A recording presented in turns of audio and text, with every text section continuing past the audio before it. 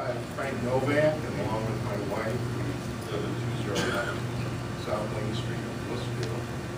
It's all residential, but we're fortunate to own property in Palmyra Township. We are fourth generation owners. In our family more than 100 years, Section 36. When I thought about wind farms, the people that really know me well will talk a little closer, know where I'm coming from, and probably most people will agree with what I'm going to say. I have to ask myself, what does God think about wind farms? And I thought, what is wind? Where did it come from? I don't think human beings created it. I think we read that in the beginning, God created the heavens and the earth. So I got to thinking about it. To me, natural resources are something that God created. And He created wind, He created sunshine, He created rain and water. And then He's permitted us to use those natural resources for generating electricity, hydroelectric, solar power, and now wind power. I, for one, am not going to tell God that He made a mistake.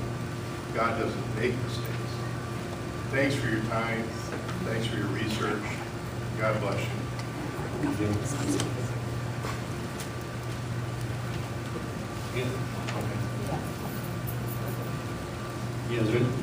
Is there anybody else that wants to speak in favor of the wind turbines? Don't be bashful.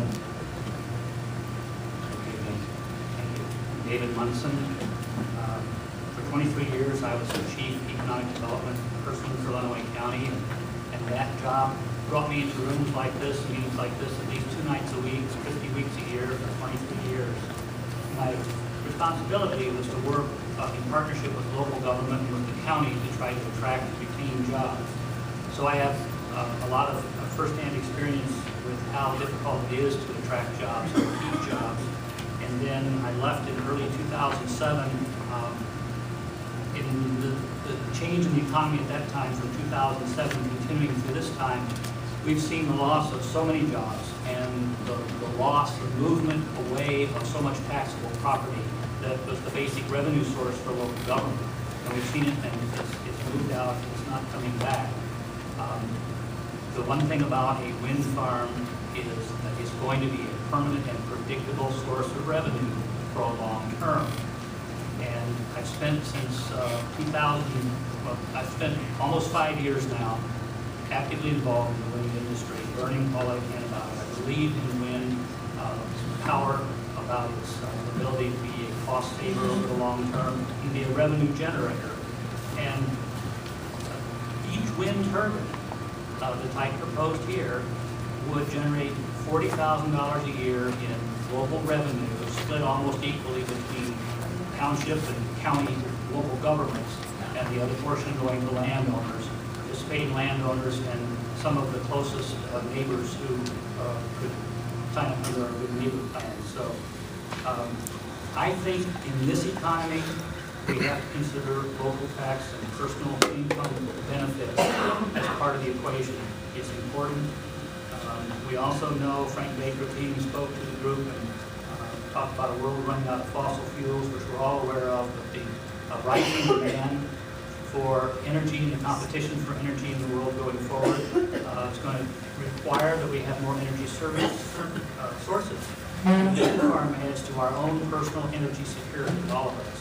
But I also want to thank, I mentioned the length of service I had in the position that brought me into meetings like this.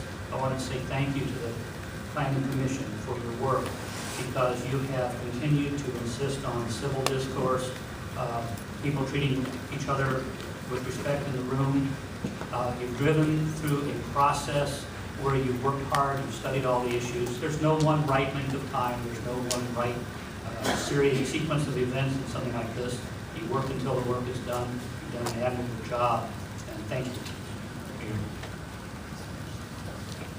That's it on the pro-wind people. One more.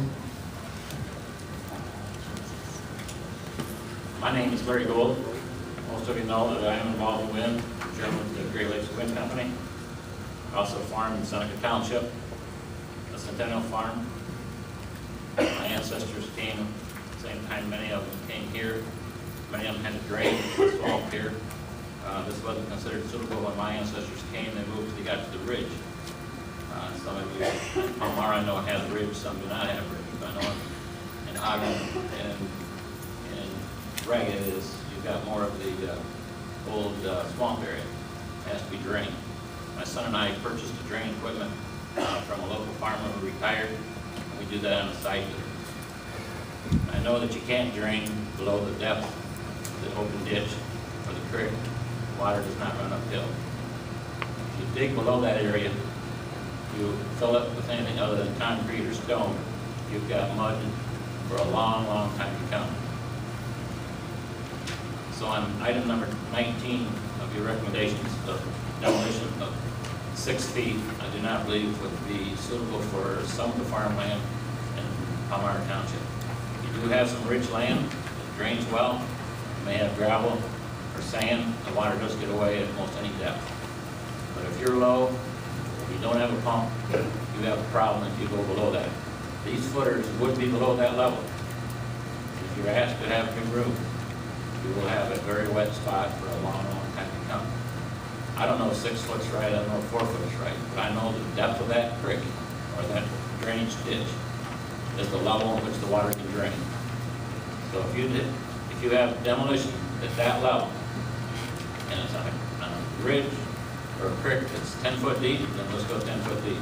But if it's only 4 foot, 3 foot of slope to get to that creek, that's what that footer, that location should be. I want to thank the Planning Commission. This will be the toughest decision that you probably will make, maybe in your lifetime. And eventually, I think most of the board is here. I'm going to be away for a while. I know I won't be here. I would also congratulate and thank the Palmyra board. I think I've attended quite a few of the Planning Commission and board, and I appreciate the time and effort that you put into this. Thank you. Okay, now, do we want, Josh, do you guys want to do your first? Would you like to do yours? That's what we're going to do, yeah. Okay, who is it's going to, okay, Kevin, come on. We're going to let Kevin go. Wait a minute.